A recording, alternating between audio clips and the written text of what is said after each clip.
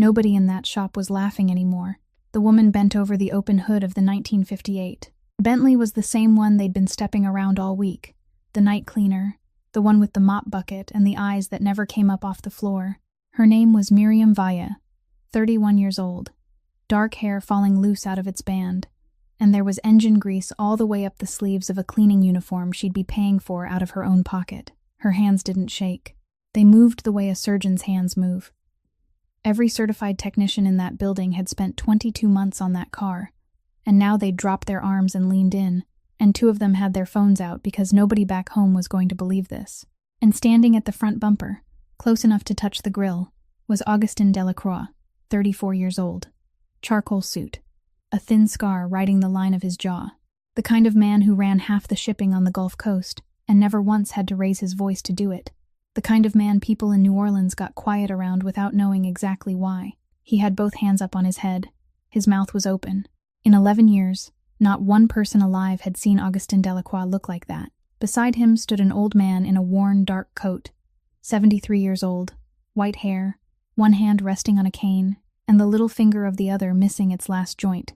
He watched Miriam's hands without a flicker of surprise, because he was the only person in that building who already knew exactly what those hands could do, and because a lifetime ago this same trade had taken everything from him for saying out loud the very thing she was about to say.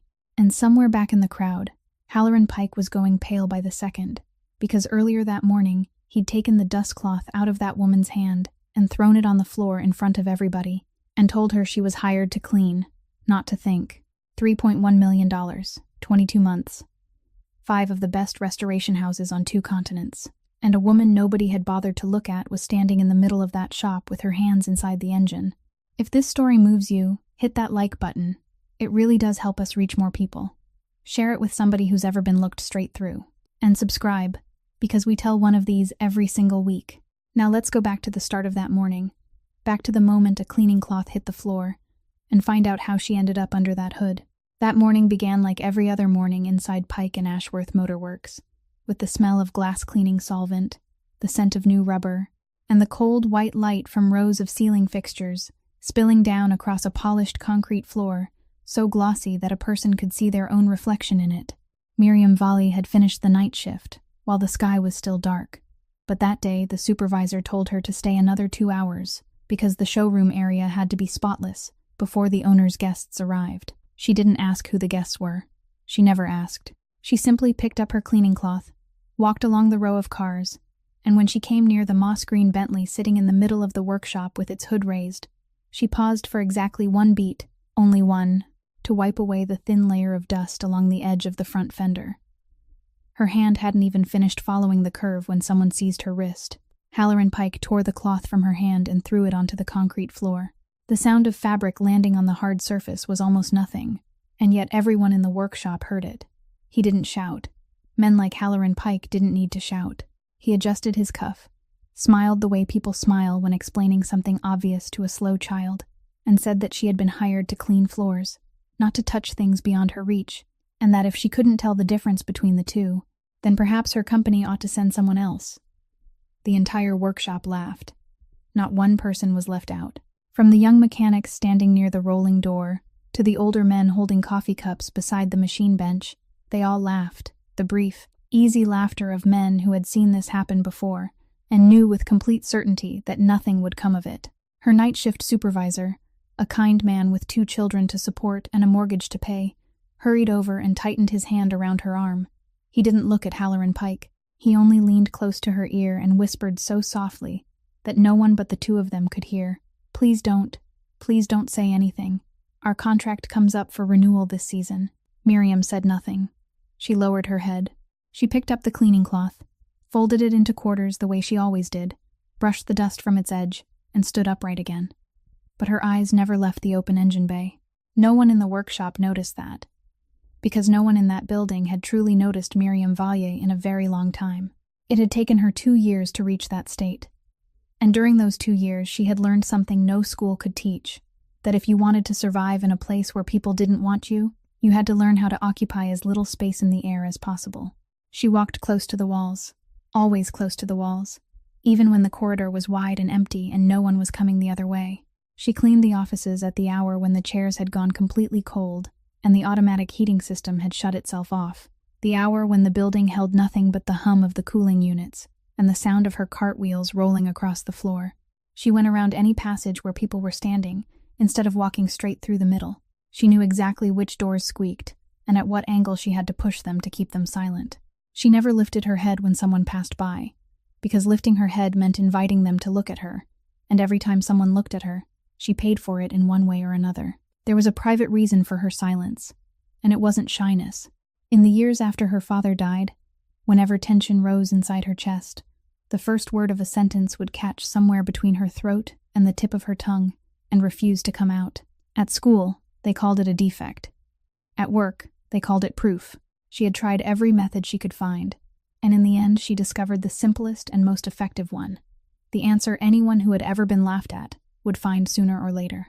She stopped speaking. A person who never opened her mouth could never stumble over a word. And so, for 2 years inside that building, Miriam Vey became something like the folding ladder propped against the wall, or the cart filled with cleaning cloths, an object that was always there, useful in its own way, and absolutely unworthy of making anyone turn their head to look. And what about you? Have you ever stood in the middle of a crowded room and realized that not one person there could truly see you?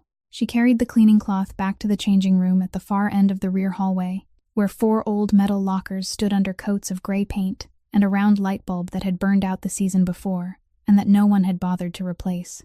She opened her locker, and taped to the inside of the door with 4 strips of tape whose corners had yellowed with age was a small sheet of white paper. On that paper was a car.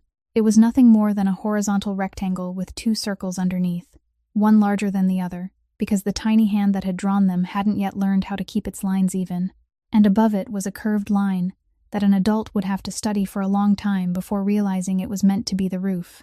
The car had been colored blue, not green, and not quite blue either, but the kind of blue a child makes by taking 2 different crayons and coloring one over the other because she can't find the shade she wants, a deep blue with a faint, mossy cast that, had Miriam paused long enough to think about it, she would have recognized as exactly the color of the car sitting in the middle of the workshop outside.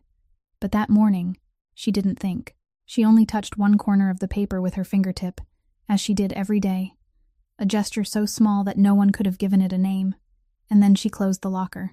Nola had drawn it for her one Saturday afternoon while sitting on the kitchen floor with an old box of crayons bought from a discount store, and when she finished, the little girl lifted the paper in both hands the way someone might offer up something unimaginably precious, then made the sign for Mother, pointed to the car, and pointed back at herself, 3 quick, certain movements flowing one into the next, and Miriam understood at once that she was saying, "You and I will go in this car." The child had never ridden in anything finer than the pickup truck more than 10 years old that her mother still parked beneath the tree beside their building, but in her mind, the car was blue, and it could move, and there were 2 people inside it. Nola was 4 years old. Her world was a world without sound, and she lived there happily, happy in the way only a child can be, completely and without comparing it to anything else. She smiled with her whole face. She knew when her mother had reached the door by the draft, slipping through the crack, and the faintest tremor of the wooden floor beneath her bare feet, and she always ran to meet her before the door had opened all the way. She had a box of crayons, a cloth doll missing the hair on one side of its head, and a mother who lowered herself to eye level every evening so they could speak with their hands. Inside the metal locker at the end of the hallway in Pike and Ashworth Motor Works, surrounded by the smell of solvent and cold metal, that sheet of paper was the only thing with color. Outside in the workshop, fewer than 30 steps from that changing room, the man everyone had spent the morning preparing to receive was still standing in the same place. Augustin Delacroix didn't walk around the car the way other distinguished visitors did when they came to the workshop, didn't bend down to study the paint beneath the lights, didn't run a hand along the bodywork. He simply stood there with both hands in his trouser pockets, in exactly the position slightly forward and to the left where he had always stood as a boy, and looked at the Bentley the way a person looks at the hospital bed of someone they love, who has been lying there far too long. The mechanics who passed nearby lowered their voices without thinking. No one had told them to. In New Orleans, people lowered their voices around Augustin Delacroix by instinct, the way they softened their footsteps when passing through a church. And most of them, had they been asked, couldn't have explained precisely why. He had never raised his voice at anyone in this building. He hadn't raised his voice at anyone in many years. The thin scar running along the line of his left jaw was the only thing about him that suggested there had once been another time, and no one ever asked about it twice. The car was older than he was. His father, Émile Delacroix, had waited for it at the port on a distant September afternoon, when the entire waterfront still smelled of raw coffee and ship engine oil, and they lowered it from the cargo hold by crane as though lowering an expensive coffin. The old man had stood there watching for 2 full hours, refusing to let anyone touch it, and then drove it home himself along the river road, moving so slowly that the cars behind him had to sound their horns. Throughout his life, the old man had only one thing to say about machinery, and he said it so often that it became something close to a prayer in the Delacroix household. He said machines didn't know how to lie, only people did. He said it while teaching Augustin how to listen to an engine during a cold start, said it when the boy dropped a wrench on his foot and tried to hide the swelling, and said it during those final evenings when his voice had grown so weak that one had to lean close to hear him clearly. And in every summer, when this car remained whole in Augustin's memory, there was always a little girl sitting in the back seat. Rosalind was 6 years younger than he was. She used to climb into the car before their father could even open the door for her, sitting straight-backed in the exact center of the rear bench, where she could see through the space between the 2 adults' heads and look directly out at the road, her feet swinging several inches above the floor, never quite reaching it. She sang along with the radio. She didn't know the words, had never known them, so she simply sang louder during the parts she remembered and hummed her way through the rest, missing the rhythm with unwavering confidence and without the slightest awareness of it. Their father never once told her to be quiet. He only turned the radio up a little, so her voice wouldn't sound so alone. The leather seats in the middle of a Louisiana summer grew so hot that towels had to be spread over them before anyone could sit down.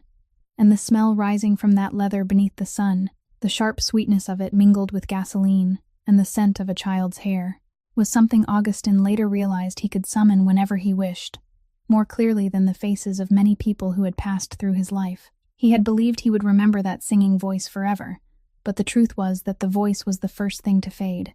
Rosalind had died 11 years ago. Since that day, the car had traveled across 2 continents, had been taken apart and put back together more times than anyone could count, had its pipes replaced, its wires replaced, its seals replaced, and nearly everything else the finest mechanics could think to replace. There was only one thing Augustin wouldn't allow anyone to touch: the floor mat in the rear compartment, the faded wool mat worn thin in the exact 2 places where a pair of tiny heels had rested through so many summers, remained where it had always been. Once, a workshop in Europe had removed it without permission while cleaning the interior, and that was the only time in those 22 months that anyone heard Augustin Delacroix speak in a voice that made the entire room turn cold. He said only one sentence: "Put it back where it was." Then he stood there and watched until they had done it. Halloran Pike stepped up beside him with a folder tucked beneath one arm and began to speak, and he spoke the way he always did, at great length and with effortless smoothness. He talked about the manufacturing tolerances of that era, about how machines built by hand were each individual creations and couldn't be judged by a single common standard. He talked about original components, about how his workshop had searched through 3 collectors in Europe to find the exact kind of material used in those years, instead of simply installing some modern equivalent. He said that some cars, after so much time, had simply traveled the full distance they had been born to travel, and that accepting this wasn't a failure, but a form of respect. He used the word respect twice in the same passage. The mechanic standing behind him nodded thoughtfully. The insurance appraiser seated at a temporary table nearby looked up, then lowered his head and continued writing. Augustin Delacroix allowed him to finish. He remained in the same place, both hands in his trouser pockets, his eyes never leaving the open engine compartment. And when Halloran Pike paused to draw breath before beginning the next portion, Augustin interrupted in a voice so calm that it took the workshop a moment to understand what he had said. He said the car would be going into a museum. He said he had contacted them the week before, that the donation papers had already been prepared, and that he had come that morning to sign the final portion, not to hear another diagnosis. Somewhere in the workshop, someone exhaled. Halloran Pike blinked twice and immediately changed his tone, saying that it was a wise decision, that inside a space where temperature and humidity were controlled, The car would be preserved in its present condition for generations to come, and that he himself had been about to suggest the very same thing. Augustin didn't answer. Then he added one more sentence, and that was the sentence that mattered, though no one in the workshop understood it at the time. He said he wouldn't allow the car to be transported inside a container truck. He said the museum was outside the city, a little more than 2 hours away by highway if they drove without stopping, and he wanted to take the wheel and drive it there himself. Halloran Pike opened his mouth as though he meant to say something about transportation insurance, then thought better of it. Augustin continued, still in that same even voice, saying that this car had never rested on the bed of another vehicle. His father had driven it home from the port himself, and if it had to make one final journey, then it would travel on its own wheels, over asphalt, with its engine running. He said he knew it would hesitate a few times along the way. He said he had lived with that for 22 months and could endure another 2 hours. Then he fell silent for longer than necessary, and when he spoke again, his voice had dropped slightly, just enough for those standing nearby to hear, saying that he wanted to sit inside it one last time while it was still moving.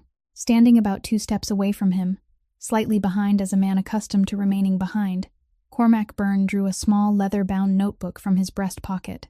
Cormac Byrne was 41 years old, with closely cut hair and a shirt buttoned all the way to the collar, and in all the years he had worked beside Augustin Delacroix, no one had ever needed to tell him anything twice. He didn't ask for clarification. He didn't offer an opinion about the weather, about rush hour, or about whether a machine that hadn't run continuously for more than half an hour in 22 months ought to be taken onto the highway. He simply nodded, opened the notebook, and wrote. He wrote quickly, in small, even letters, then asked politely what time his employer wished to depart, and whether he needed him to go ahead and inspect the route. Augustin said he would leave as soon as everything there was finished. Cormac Byrne nodded once more, drew a line beneath what he had just written, then closed the notebook and returned it to his breast pocket. No one in the workshop looked at him then. No one had any reason to. The insurance appraiser tapped his pen against the tabletop and said that, according to procedure, before the transfer file could be closed, the vehicle's operating condition at the moment of handover had to be documented, which meant the engine needed to be started one more time and recorded. Halloran Pike waved toward the row of workbenches, and Barnaby Quill, the master mechanic who had spent 20 seasons in the trade and had hands as large as a blacksmith's, stepped forward and lowered himself into the driver's seat. The entire workshop moved half a step back out of habit. The key turned in the ignition. There was a very brief silence, the kind of silence anyone who has ever stood beside an old machine knows, and then the engine caught, and the deep rumble of 6 cylinders rose to fill the space between the concrete walls. It was a beautiful sound. Even the men who had laughed that morning fell silent then, because that sound was unlike anything built in their lifetime. It was warm, full, and steady in a way that made a person want to lay a palm against the hood and feel it.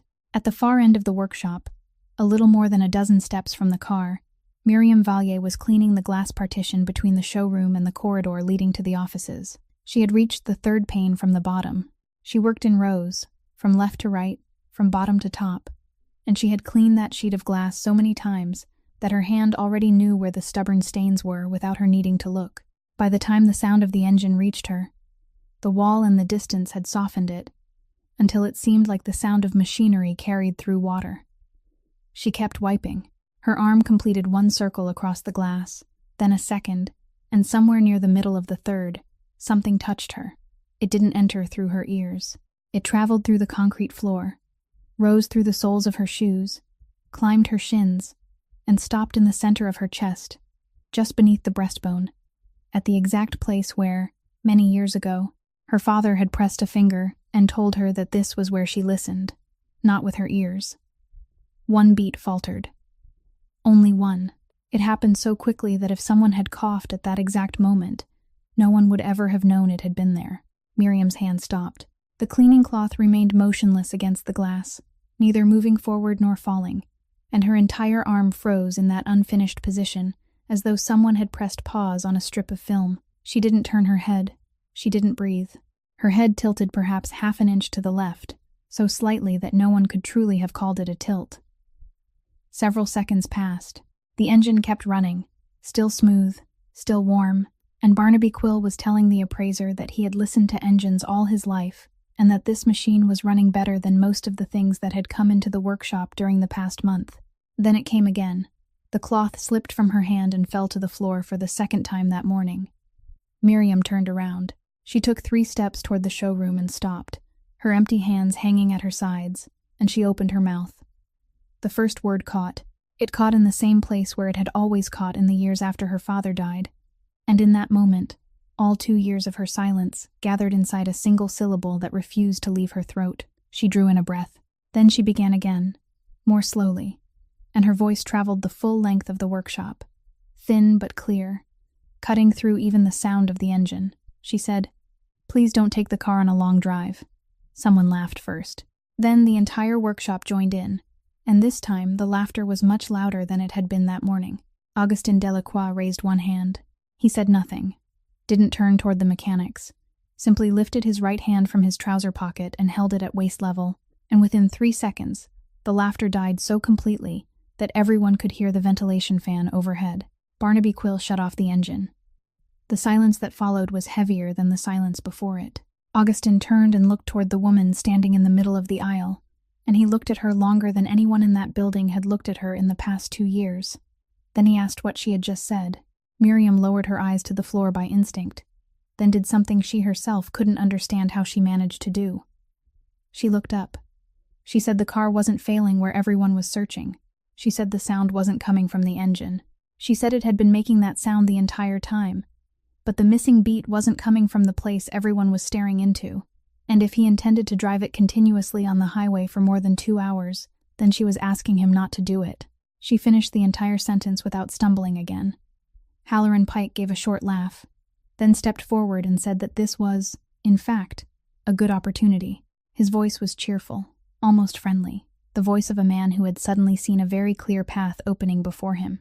He said that since everyone who needed to be present was already there that day, the insurance appraiser, Mr. Teddy O'Yelloran, from the manufacturer's heritage division, who had flown in that morning to certify the car's originality, 2 classic car assessors, and the workshop's entire team of mechanics, there could be no better occasion to settle the matter once and for all. He said that if this woman believed she had heard something the entire profession had overlooked for 22 months, then she was welcome to point it out right there, in front of everyone, and he would personally make certain she was given any tool she required.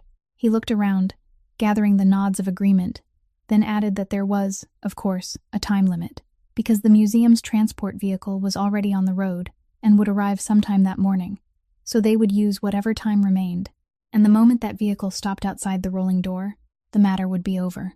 He opened the service folder and turned several pages for the appraiser to see, reading a few lines aloud as he went, saying that the entire electrical system had been rebuilt, the transmission overhauled, the fuel pump replaced, the vacuum assembly replaced, and the cylinder head gaskets replaced as a complete set. Then he closed the folder and said that, as everyone could plainly see, there wasn't a single part of this machine that hadn't already been touched by the finest hands in the trade.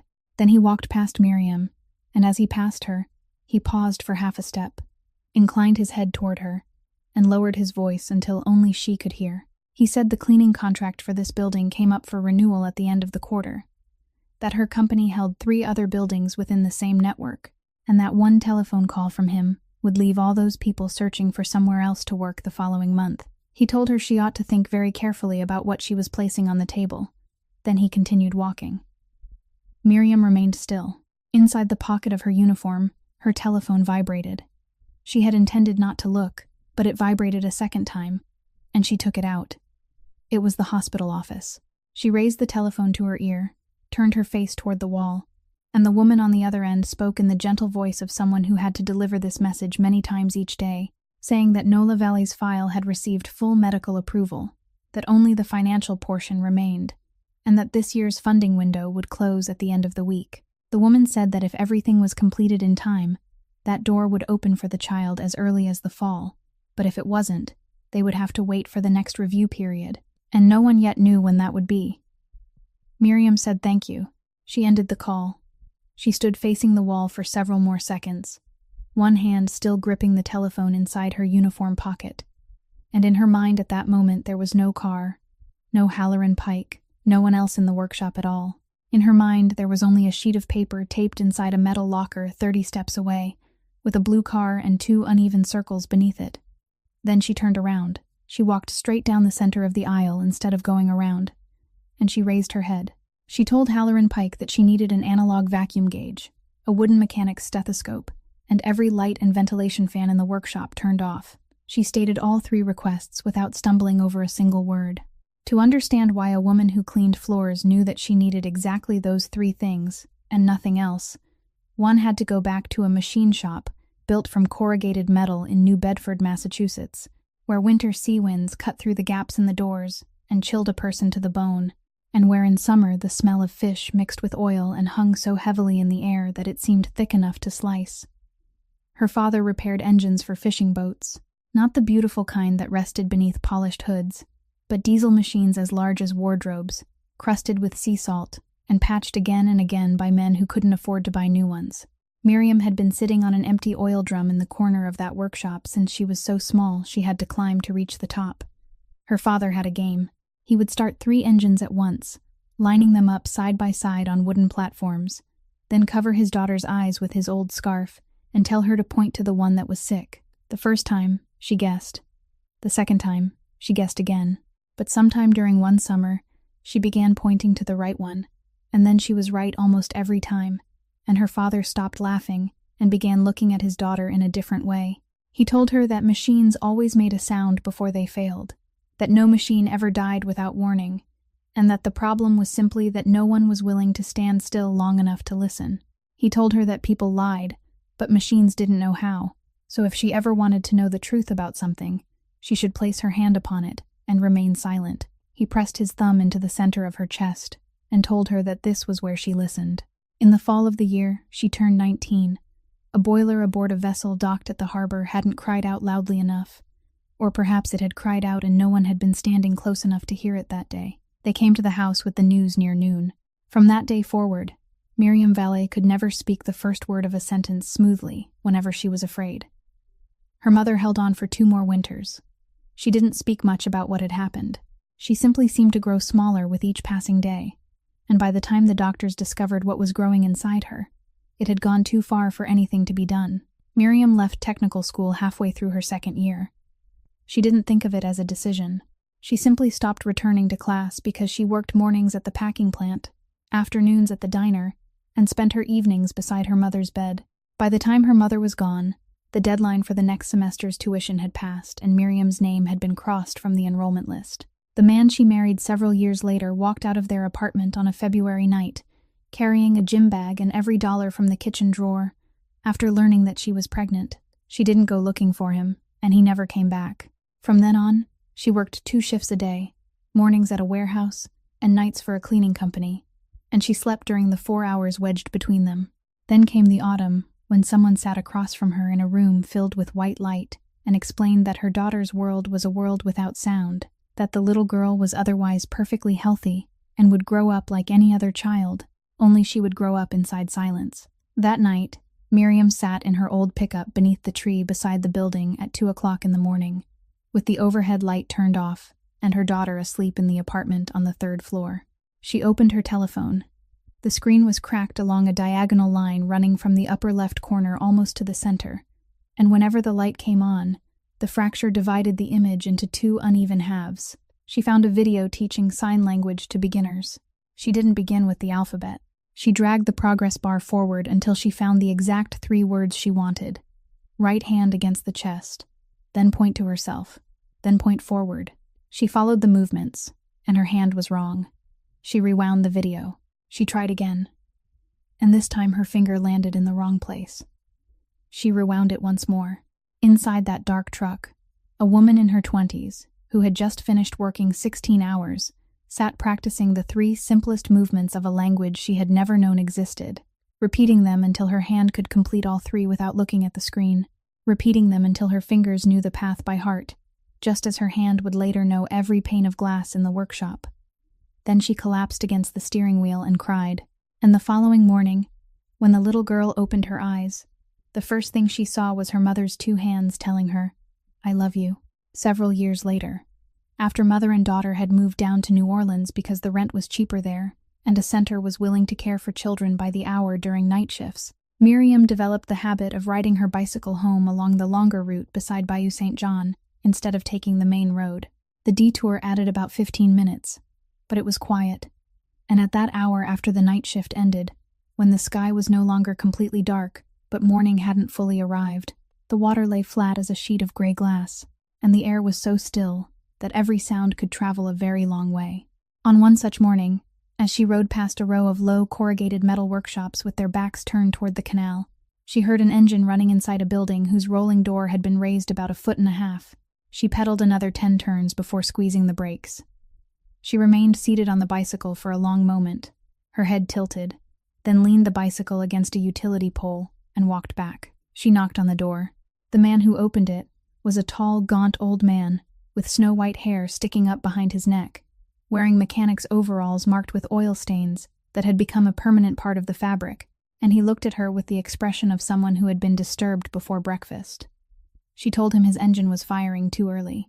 She said it was only a few degrees advanced, but it was advanced. The old man didn't say a word. He slammed the door shut. She stood outside for about half a minute, then climbed back onto her bicycle and rode home.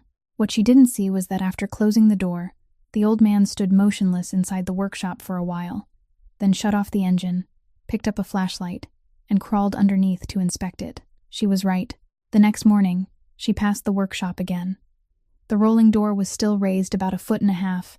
The engine was still running, and this time it was running in perfect rhythm. She stopped and listened for a while, then continued on without knocking.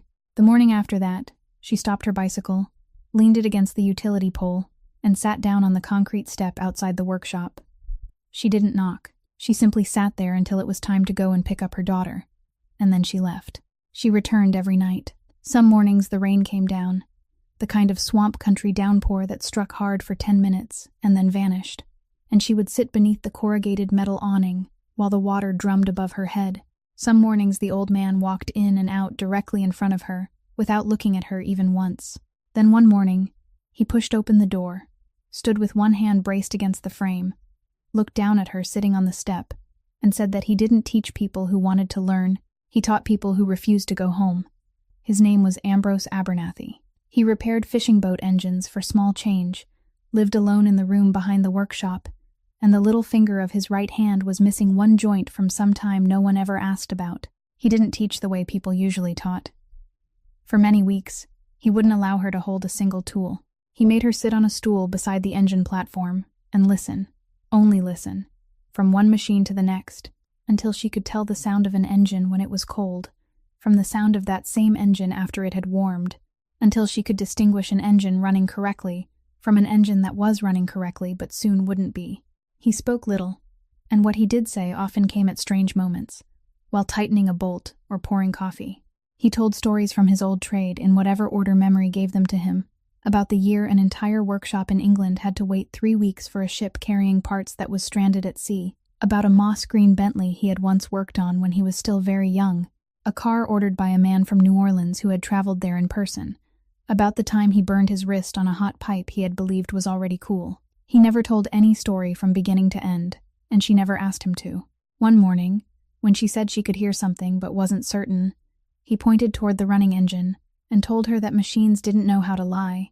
They only spoke very softly, and if she had heard it, then it had already spoken to her. The only question left was whether she had enough courage to trust her own ears. She asked him how anyone knew when it was right to trust. He wiped his hands on a rag, looked out toward the canal as the light began to gather over the water, and said that this was a question she would one day have to answer for herself in a room full of people, and when that moment came, he wouldn't be there to answer it for her. She discovered it one morning near the end of spring, when she was standing in the workshop doorway, and he was bent over the engine platform with his back turned to her. She called his name. He didn't turn around. She called again, louder this time, and he remained bent over, exactly as before, both hands continuing their work in the same steady rhythm. She walked around the engine platform and stopped in front of him, and when he looked up and saw her, he truly startled, the way a person startles when someone touches his shoulder in the dark. She told him she had just called him twice. He looked at her for a moment, then lowered his head and went back to work, saying that it was noisy in there, but not a single engine was running in the workshop at the time. From that day on, she began to pay attention, and once she did, she couldn't understand how she had failed to notice for so long. He always positioned himself so that the face of the person speaking was on his left side. When two people spoke at the same time, he fell completely silent. At the grocery store at the end of the street, he never asked the price. He simply watched the cash register, and whenever she said something, his eyes didn't meet hers. They rested slightly lower, on her mouth, and stayed there until she had finished speaking. He was reading her words from the shape of her lips. She left the matter alone for several weeks. Then one morning she placed a cup of coffee in front of him, sat on the stool across from him, waited until he looked up, and asked slowly and clearly how long it had been since he could no longer hear properly. He didn't deny it. He lifted the coffee cup, then set it down again without drinking. He said it hadn't happened in a single night. It had gone little by little, taking something from him each year, and at first it had only taken the things high above, birdsong, horns, telephone bells, things that didn't seem to matter if they disappeared. He said he had worked beside engines running at full power for decades, back in a time when no one told people to protect their ears, and that he didn't blame anyone. It was simply the price the trade demanded, and anyone who stayed in it long enough had to pay with something. Then he added that what was leaving him now was no longer birdsong.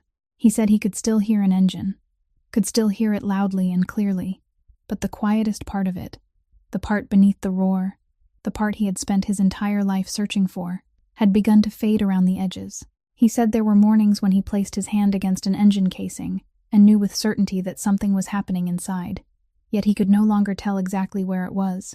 Miriam asked why he hadn't told her sooner. He said that saying it aloud wouldn't have changed anything, and that at first he hadn't known whether she would remain long enough for it to matter. Then he said the words she would continue hearing in her mind for many years afterward, that this was precisely why he had been teaching her with such urgency, that there were things he could hear that almost no one else alive could hear anymore, things that existed in no book because they couldn't be written down, and he had no intention of carrying them into the ground with him. He said he had taught 11 people in his lifetime, and the other 10 had all left before reaching the difficult part. He said he had no intention of teaching anyone else after her. Miriam sat in silence for a very long time. Then she told him that her daughter had never heard a single sound, and that she had learned to speak with the little girl through her hands. Ambrose Abernathy looked down at his own hands, at the hand whose little finger was missing one joint, and for a long while he said nothing. Then he told her to pick up the wooden stethoscope and listen to the engine on the second platform again. This time, he said, listen to the space in between. Don't listen where it's loudest. The place making the most noise is usually the place where nothing is wrong. Inside Pike and Ashworth Motor Works, rows of chairs had been arranged. The younger mechanics carried plastic chairs out from the break room and set them in 2 lines facing the Bentley, and someone had switched on the entire bank of backup lights mounted along the overhead beams, so the open space in the center of the workshop shone white and stark, like an operating room. The insurance appraiser sat at the front of the left row with his report folder already open. The 2 classic car assessors sat side by side in the middle, one of them continually polishing his eyeglasses. Teddy O'Yelleran, the representative from the Heritage Division, who had flown in that morning, sat at the front of the right row, with one leg crossed over the other and his hands resting on his knee, and he was the only person among the seated observers who held no papers at all. Miriam stepped out from the rear corridor. She had removed her cleaning uniform and put on the only white shirt she owned, the one she kept hanging in her locker for the days when she had to go upstairs to the office and sign paperwork. It hadn't originally belonged to her. It had been her father's shirt, the one he wore only on holidays. And after he died, her mother had taken in both sides and shortened the sleeves to fit her daughter. Those altered seams were still there, running along the inside, stitched in a different color that no one could see. She walked straight between the 2 rows of chairs and didn't go around. In the front row, Augustin Delacroix sat with his back straight and both hands resting on his thighs. Cormac Byrne stood half a step behind and slightly to one side of his employer, and when he saw Augustin lift a hand to loosen his tie, he immediately poured a glass of water from the pitcher on the side table, placed it beside Augustin's hand without saying a word, then stepped back into precisely the same position as before. Halloran Pike walked into the center. He said that, in order to avoid wasting the time of everyone present, he proposed beginning with several basic questions of a purely technical nature, so the panel could judge for themselves where this woman stood on the map of knowledge. He said it in the most courteous voice he possessed. Then he began. He asked what kind of cylinders the engine used, and how they were arranged.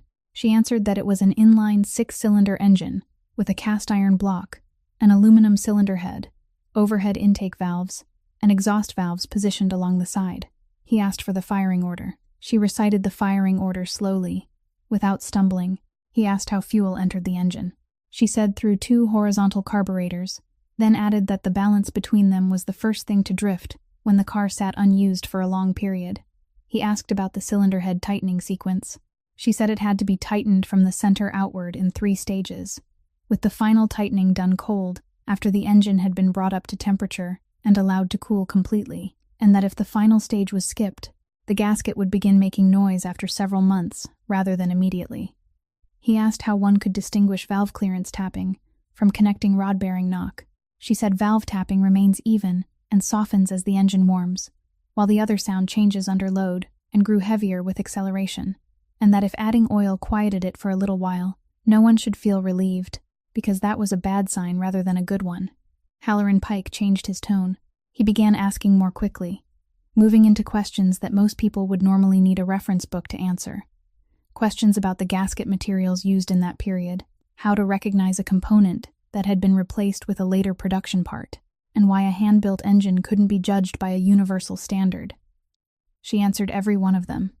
She answered neither quickly nor slowly, and not once did she stumble over the first word. In the right row, Barnaby Quill sat in silence. At first, he had leaned back in his chair, with his arms folded across his chest, the trace of that morning's smile still resting at the corner of his mouth. By the third question, his arms had fallen away from his chest. When she answered the question about the cylinder head tightening sequence, he leaned forward with both elbows planted on his knees. When she answered the question about the knocking sounds, he turned to look at the young mechanic beside him, then looked back at her, and his expression was no longer that of a man watching a piece of entertainment. He had spent 20 seasons in the trade. He knew perfectly well that he would have needed to stand up and pull a book from the shelf to answer even half of what she had just been asked. He remained sitting that way until the end, and when Halloran Pike finished his final question, Barnaby Quill was the only person in the workshop who was no longer looking toward Halloran Pike. Just as Halloran Pike turned toward the panel to say that, in any case, answering a few memorized questions still proved nothing, the small door beside the rolling entrance swung open. Daylight spilled across the polished concrete in a long, bright strip, and through that light came an old man walking with a cane. He wore a dark coat worn thin at the cuffs.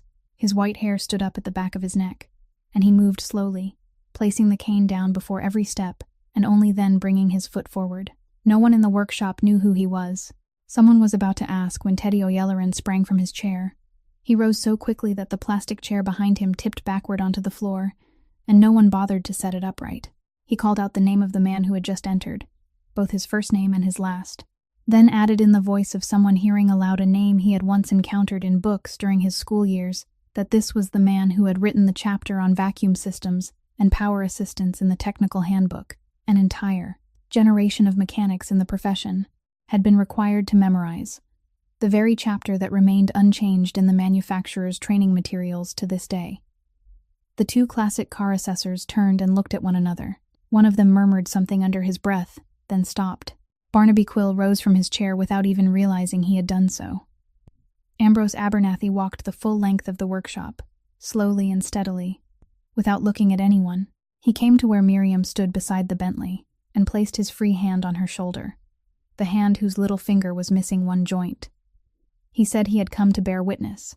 He said he had taught 11 people in his life, and she was the only one who could hear what he heard, and that if she said she had heard something, then they ought to stop and ask her what she had heard instead of asking where she had learned.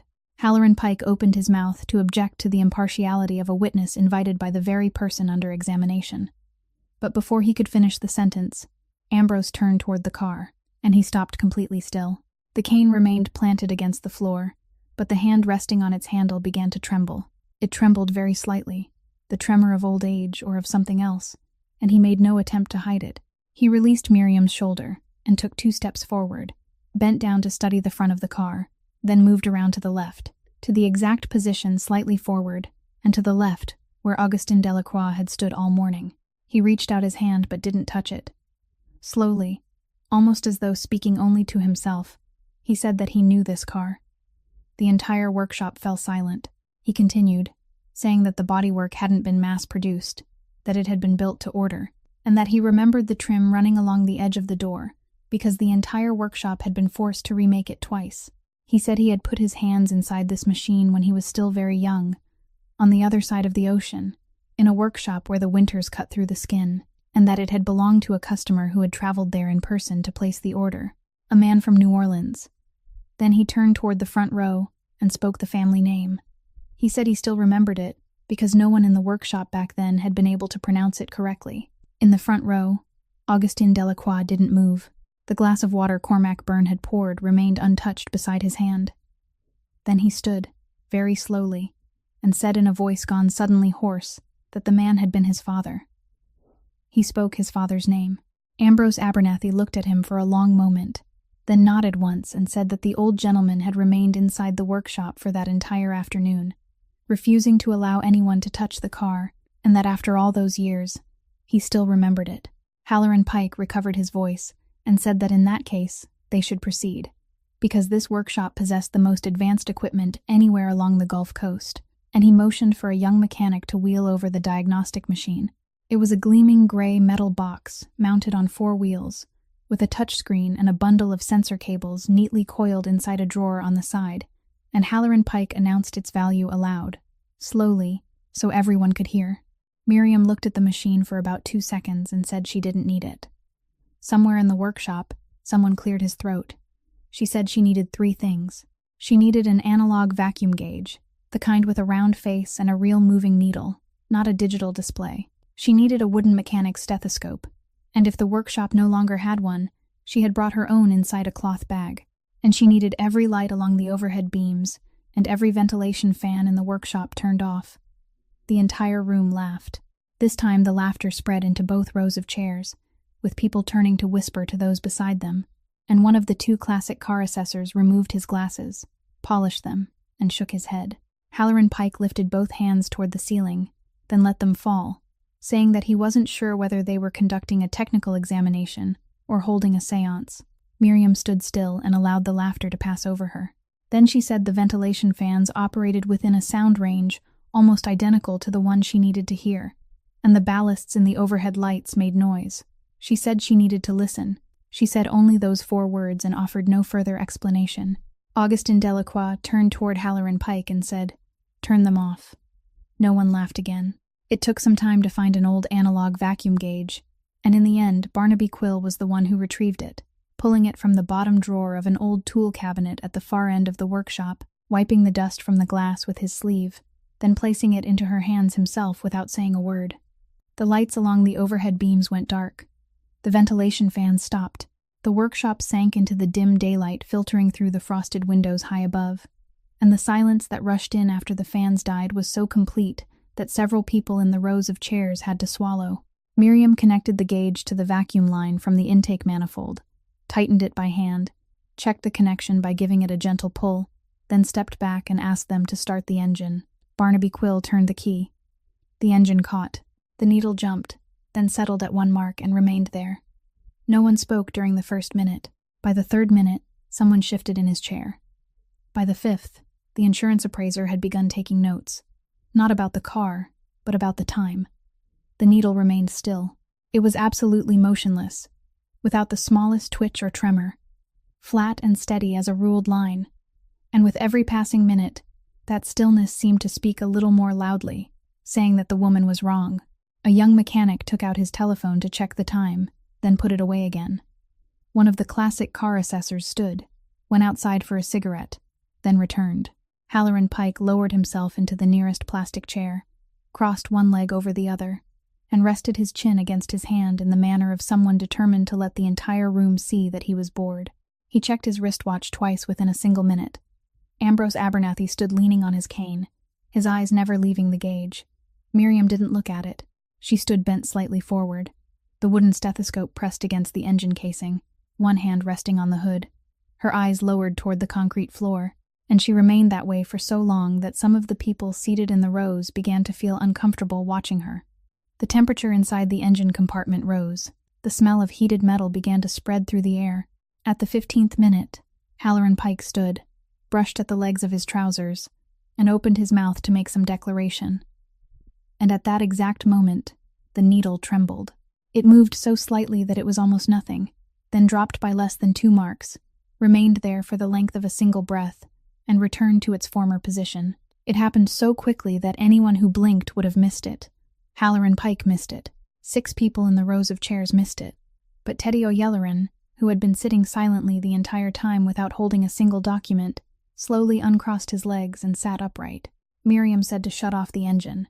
She spoke so softly that the words were barely more than breath, but Barnaby Quill turned the key at once, and in the silence that descended afterward, the sharp ticking of hot metal contracting inside the engine compartment could be heard with perfect clarity. She removed the watch from her wrist and placed it on the edge of the fender, then stepped to the front of the car and bent over the open engine bay. She didn't remove anything.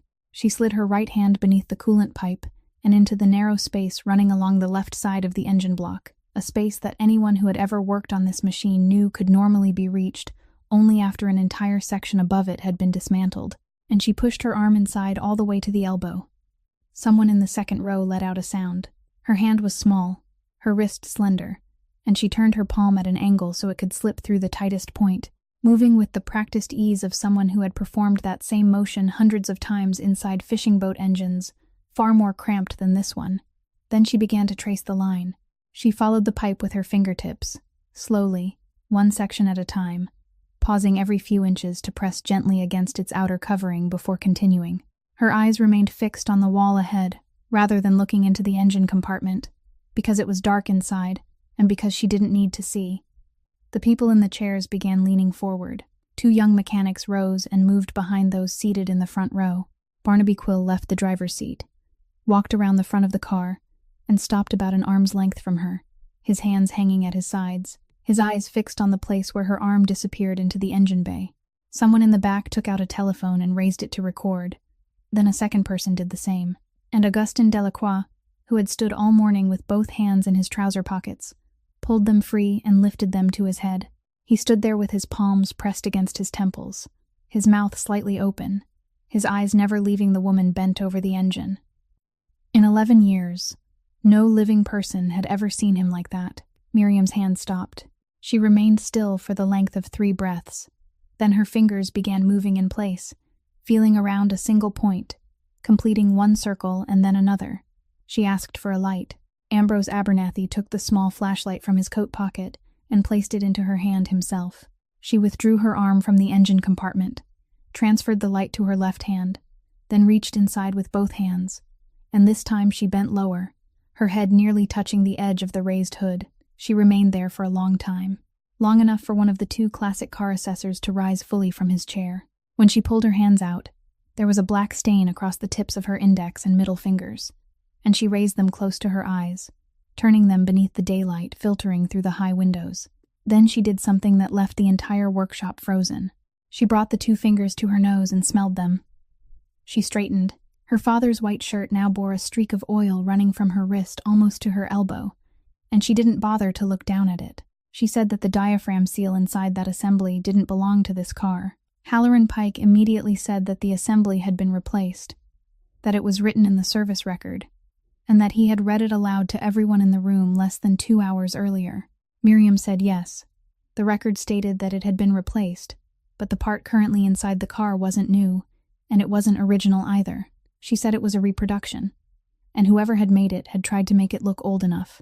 She said its surface had been soaked in chemicals, and then heated so the outer layer would darken and become evenly brittle, and the smell still clinging to her fingers wasn't the smell of rubber that had remained inside an engine for all those years. It was the smell of something new that had been made to appear old. Ambrose Abernathy stepped 1 pace closer. Miriam continued, and her voice was completely calm now.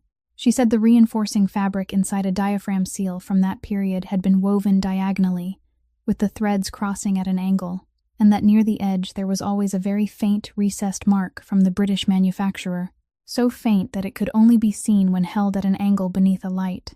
She said the piece inside the engine had a straight weave.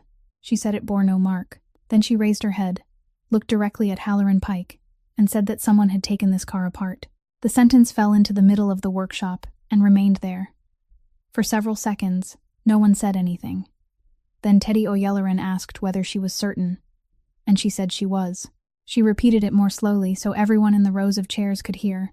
saying that the service records contained a line stating that the vacuum assembly had been replaced, and that if it truly had been replaced, then the part inside the engine compartment should have been intact, soft, and carrying the smell of new rubber, not a piece that had been deliberately made to appear old. She said someone had signed a document confirming work that had never been done, and that she didn't know who that person was or why they had done it. But it had happened, and the proof was sitting inside this machine. She said that was all she knew. The insurance appraiser stopped writing and looked up. One of the two classic car assessors asked whether the assembly could be removed immediately, so they could examine it with their own eyes. And Barnaby Quill had already taken a step toward the tool cabinet when Halloran Pike moved across his path. He laughed. He laughed more loudly than necessary. The laughter of a man who had decided that the only way out of the room was to drag everyone else with him. He said, "Ladies and gentlemen, let us stop for a moment and consider what we have just heard." He said that a night shift cleaner, who had never completed technical school and had never held a qualification in her life, had just stood there and implied that his workshop had falsified records. He said she had smelled a stain of oil on her fingertips and constructed an entire story from it. He asked the panel that if they accepted such a thing today, who would dare bring a car to any workshop in the country tomorrow? He turned to Teddy O'Yelloran and said that he trusted the manufacturer's heritage division wouldn't want its name appearing on a report based on the impression of someone's nose. Then he said what he had been considering from the moment he rose from his chair. He said there was one very simple way to end the matter immediately, and that was to take the car out onto the road. He said they had spent the entire morning sitting inside a closed workshop watching a needle remain still, and if this woman believed something was wrong inside the machine, then they should let the machine speak for itself. He said they should drive it outside, drive it properly, under load, in the wind, on real pavement, and if it ran smoothly, everyone there could go home for lunch. He delivered the final sentence lightly, saying that Mr. Delacroix had intended to drive it himself anyway. Standing slightly behind the front chair, Cormac Byrne stepped forward half a pace. He said he would like permission to offer an opinion, and in the polite, measured voice the entire building had grown accustomed to hearing. He said that Mr. Pike had a reasonable point. He said the route had been arranged that morning. The museum's transport vehicle was nearly there, and if they dismantled the assembly now, it would take at least half the day, and even after it was removed, they might still reach no conclusion, because the two sides were speaking about different things. He said one drive would make everything clear, and that if anything unusual happened, he would follow behind in his own car. When he finished speaking, he stepped back into precisely the same position as before. Miriam moved forward. She said she wasn't joking, that someone had tampered with this car and she didn't yet know why, and she begged him not to take it onto the road until they understood. But she couldn't say more than that, because at that moment, she truly didn't know anything more. She held only one isolated truth in her hands, the truth that an unfamiliar hand had entered this machine, and she hadn't yet connected it to anything else. Augustin Delacroix looked at her for a long time. Then he said he believed she was telling the truth about the seal, and that he would have someone inspect it on site as soon as he returned. He said, however, that this was the final day he would ever sit inside the car while it was moving, and that he had waited 22 months for that day. He removed his coat, folded it, and handed it to Cormac Byrne. Then he walked around the front of the car, opened the door, and lowered himself into the driver's seat. The large rolling door at the front of the workshop began to rise, and the noon sunlight poured inside in a blinding band that cut across the concrete floor as the engine started once more. People moved aside in both directions. The moss-green Bentley began to roll, slowly, its front wheels crossing the yellow painted line at the edge of the doorway, and beyond it lay the ramp descending from the workshop floor to the street below, a concrete slope, about 20 paces long, that every vehicle entering or leaving the building had to cross. Miriam remained standing beside the place where the car had just been. The edge of the fender was empty now, except for the vacuum gauge she had removed and placed there, its needle resting motionless at 0. She looked at it. She looked at that round dial, at the final mark where the needle had dropped and then returned less than 10 minutes earlier, and something inside her mind turned through the smallest angle, like an old lock suddenly releasing after repeated attempts. That line. She had stood there all morning thinking about only half of it. The engine drew vacuum through the intake manifold, and that suction didn't travel only into the engine. A branch split away from it and ran toward the rear, to the assembly that allowed a driver's foot to stop such a massive weight of iron with ordinary pressure. Without that vacuum, The brake pedal would still be there. The brakes would still engage. But they would require a force no human foot would be prepared to apply. And the leak at that point didn't open while the engine was cold. It opened only after everything had heated and had been running long enough. Inside the workshop, with the car standing still and the engine cold, the needle remained steady and the brakes worked perfectly. Out on the road, after 20 minutes of continuous driving, at the very moment the driver most needed to stop, the pedal would sink. Miriam turned toward the rolling door. The car had reached the top of the ramp, and she screamed. She screamed with everything inside her chest, and that first word, the word that had caught in her throat ever since the autumn when she was 19, burst free and whole. She screamed, "Don't press the brake." She screamed, "Pull the handbrake." She ran between the 2 rows of chairs, knocking one plastic chair to the floor, raced toward the rolling door, and kept screaming, repeating the same sentence again and again, her voice breaking at the end without stumbling once. Inside the car, Augustin Delacroix heard the cry. He couldn't make out the words. The front wheels had already crossed the crest of the ramp, and the weight of the car had begun pulling it downward. And according to the reflex that 40 years behind the wheel had set into his body, his right foot left the accelerator and came down on the brake pedal. He pressed. The pedal sank. It went lower, then lower still, and continued downward for an impossibly long time, until it struck the floor. The Bentley didn't slow. It descended the ramp, gathering speed with every moment, and at the bottom, beyond the asphalt road, stood the concrete retaining wall of the building opposite. He didn't panic. Later, many people in the workshop would say that what they remembered most wasn't the car, but the fact that he never panicked. He pressed the pedal once more to be certain, then released it, and his right hand seized the handbrake lever beside the seat and pulled it back with all his strength. The rear wheels locked. There was a long scream of rubber scraping against concrete. The back of the car swung to the right, turning almost a quarter circle, and it slid sideways with that momentum down the rest of the slope. He steered into the skid.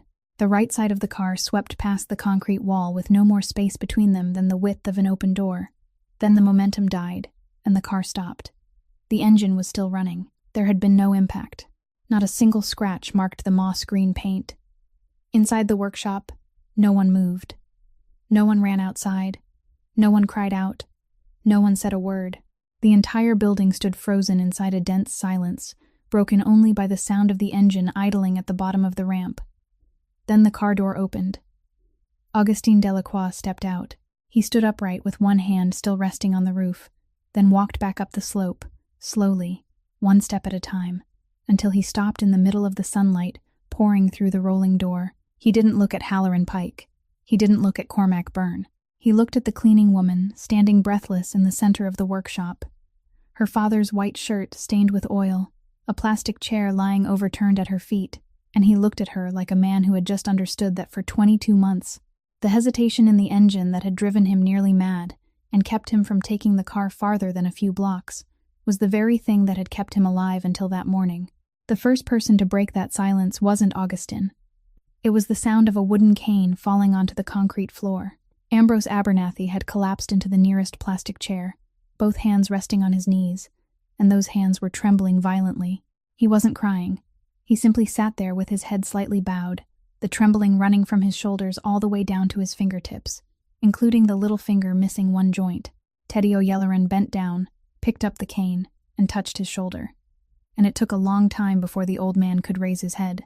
Then he began to speak, and he spoke to the floor rather than to anyone in the room. He said that nearly a lifetime ago, on the other side of the ocean, a car had left the workshop where he worked, and 3 weeks later it had failed to stop at the bottom of a hill. Someone hadn't gone home that evening.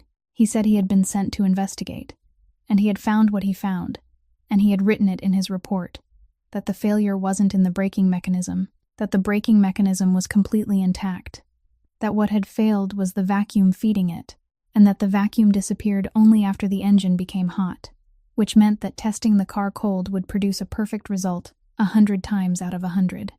He said they had read that report.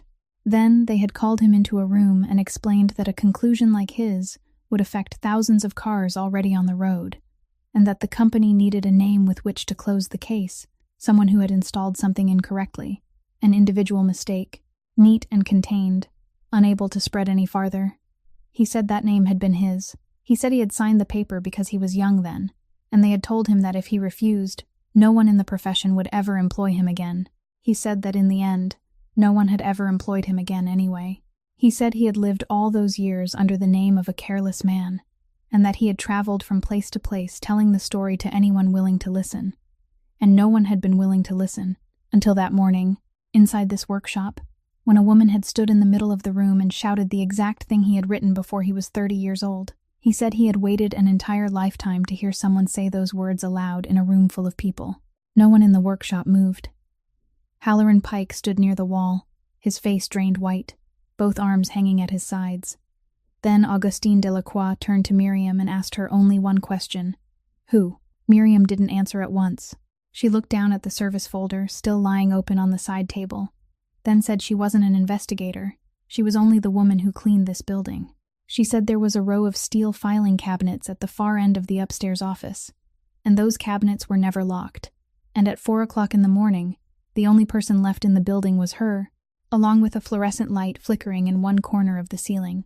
She said she wiped the outside of those cabinets and cleaned the inside of the top drawer once a month, and no one ever bothered to put away the vehicle intake forms inside, because no one imagined that the person holding a cleaning cloth would know how to read them. She said people hid nothing in front of a cart filled with cleaning rags. She said she had looked at those forms more nights than she could count, not because she wanted to read them, but because they lay directly beneath her hand every time she cleaned, and because she was the daughter of a mechanic. The name of that car had caught her attention the very first time she saw it. Then she said that throughout those 22 months, every time this car entered the workshop, there had been only one signature beneath the approval box on the intake form. Always the same signature. Not once had it been different. She raised her head and spoke the name. Standing slightly behind the front row, Cormac Byrne didn't move. Miriam continued, and her voice was very calm now, saying that there was one more thing she had only just come to understand. She said the cleaning contract for this building was absurdly cheap, cheaper than every other building her company maintained, and for 2 years, she had wondered why a place as prestigious as this one had agreed to hire a company like hers. She said that on the contract, beside the line naming the person who approved it, there was that same signature. She said her company had been chosen because someone wanted people who knew nothing about machinery walking through the workshop at midnight, people who would wipe down the car and leave without ever stopping. Then she looked directly at Cormac Byrne and said that he was the man who had personally brought her all the way inside. Cormac Byrne didn't deny it. He didn't step back, raise his hands, or make any gesture belonging to a man who had been cornered. He simply took the small leather-bound notebook from his breast pocket, the same notebook in which he had written the route that morning, and placed it neatly on the side table beside the service folder. Then he said that her name was Rosalind. He spoke the name, and the silence in the workshop deepened by another layer. He said she had accepted his proposal in the spring of that year, that they hadn't yet told anyone but each other, and that the ring he had bought with the first savings of his life was still lying in his desk drawer to this day. He said he had been out of town that night. He said that when her illness became worse, the only person in the house with her was her older brother, and that brother hadn't called an ambulance. He said the brother had carried his sister out to their father's car, laid her across the back seat, and driven her himself, because in his mind at that moment, the car was faster, safer, and more dependable than anything else in the world. He said the car had stalled halfway there. He said only one person knew how many minutes it remained stranded, and that person had never spoken the number aloud to anyone, not even to him. He said that by the time they reached the hospital, it was too late. Then he raised his eyes to Augustin and said that for all those years he had stood behind his employer, poured water, taken notes, arranged routes, and watched that car being cleaned, maintained, and carried across 2 continents like a sacred relic, while the girl who had once sat in its back seat lay beneath the earth. He said he had wanted only for his employer to know what it felt like to sit inside that car and understand that it wasn't going to stop. Then he stopped speaking and said nothing more. Augustin Delacroix listened to everything. He didn't move once during the entire confession. When Cormac Byrne fell silent, he remained silent for a long while as well, long enough for several people in the workshop to take another half step back. Then he spoke. He spoke very softly, so softly that the people seated in the rear rows had to hold their breath to hear him, and it was that very softness that sent cold through their spines. He said he wouldn't touch him. He said he wouldn't allow anyone else to touch him. Not one person, not ever, and that he could sleep peacefully knowing that. He said he would call the people in uniform, and he would give them every document, every intake form, every contract, that little notebook, and the seal still sitting inside the engine compartment outside. Then he spoke his final words, saying that he would sit in the front row at every hearing, every single day, until the matter was finished. And that each time Cormac lifted his head, the first thing he would see would be him. Cormac Byrne said nothing. He only lowered his eyes to the notebook he had placed on the table. Teddy O'Yelleran had already raised his telephone at some point. Then Augustin turned toward Ambrose Abernathy, and his voice changed completely, growing hoarse and tired.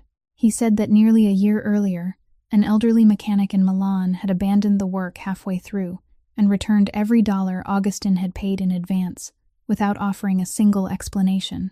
He said that afterward, a letter had arrived from there. He said he hadn't opened it.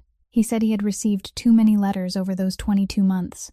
Letters from people trying to sell him another hope, and by the time the number had reached several dozen, he had stopped opening them and simply allowed them to gather in a pile inside the desk drawer at his home. He said that letter was still there, untouched and unopened. Then he raised a hand and pressed the bridge of his nose, and he said that for 22 months he had traveled across 2 continents, searching for someone willing to tell him the truth, while the truth had found its own way to his front door long ago, and he hadn't even bothered to open it. Ambrose Abernathy pushed himself to his feet with his cane and asked for the service records to be brought to him. He sat down in the plastic chair, rested the folder across his knees, and began turning the pages backward from the end, slowly, pausing now and then to trace a line with his finger. The entire workshop waited. He passed through the reports from the workshop in England, then those from the people in Germany, and finally stopped for a very long time at several pages near the bottom, pages whose edges had yellowed, and whose stamps were printed in ink that had faded with age. He read all of them twice. Then he looked up and said that the vacuum assembly had first been replaced 2 years earlier. He said that before that date, throughout all the years that had come before, there wasn't a single line stating that anyone had ever touched it. He continued, and this time he spoke to Augustin, rather than to anyone else, saying that on the night the car stalled halfway to the hospital, this machine had still been original from beginning to end, and that what had failed that night was something entirely different, something that could fail in any machine of that age on any given night, through no one's fault and because of no one. He said that if any unfamiliar hand had entered this machine, that hand had entered it only 2 years ago, and not before. He closed the folder. He said that night had been an accident. He said he had spent almost an entire lifetime learning to distinguish one thing from the other, and that he knew what he was saying. Augustin Delacroix said nothing. He stood there in the band of sunlight pouring through the rolling door, and what passed across his face in that moment had no name. It wasn't relief. It was like watching a man who had carried a sack across his shoulders for so long that he had forgotten it was there, only for someone to lift it away without warning, leaving him unable to stand for 1 second because his body was still straining against a weight that no longer existed. He walked toward the rolling door, descended the entire ramp, and went to where the car remained parked sideways across the road. Several people from the workshop followed at a distance. He opened the rear door. He stood looking inside for a long time, one hand resting on the door frame, then said, without turning around, "Lift it." No one understood what he meant. He repeated himself, saying to lift the floor mat. Barnaby Quill stepped forward to do it, but Augustin raised a hand to stop him. Then he bent down himself.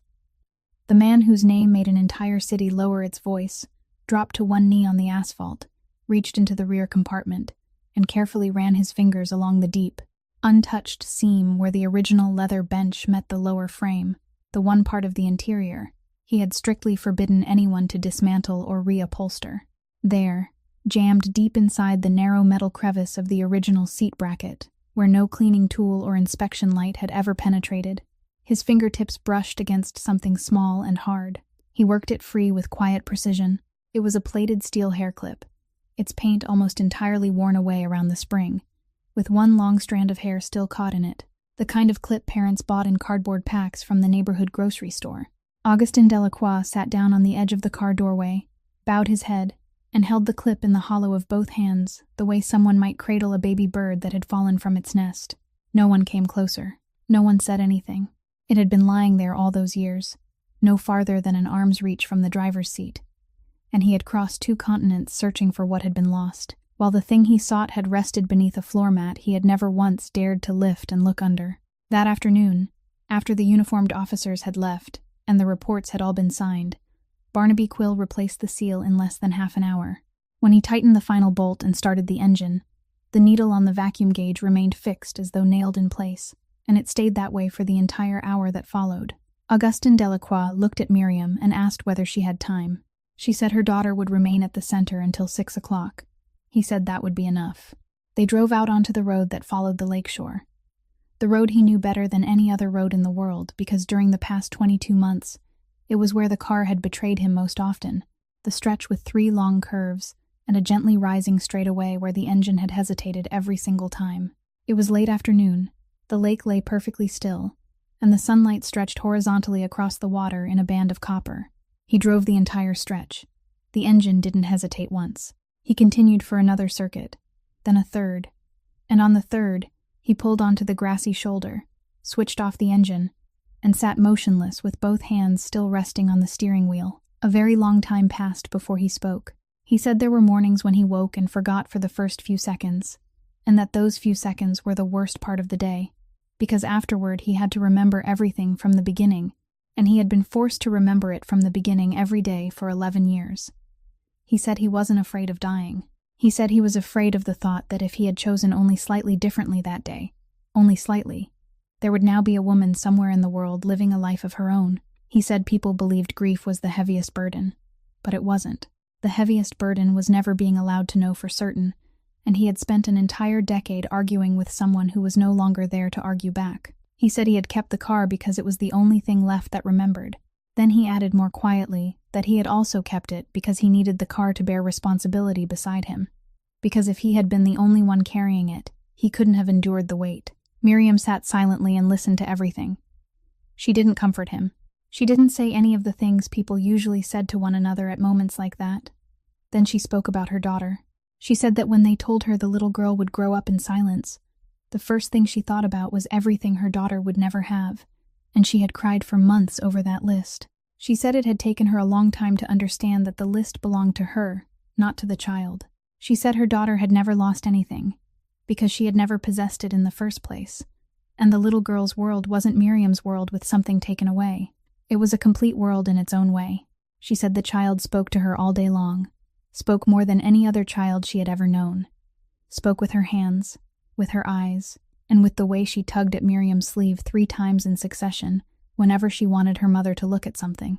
She said it was her daughter who had taught her the very thing she had stood and said inside the workshop that morning. That silence didn't mean there was nothing to say. Silence only meant that no one had yet been willing to look closely enough or remain still long enough. Then she turned toward him. She said this car hadn't taken his sister from him. She said machines didn't know how to argue back, so people placed upon them all the things they were too afraid to place upon themselves, and the machine simply lay there carrying them for 11 years, without being able to speak a single word.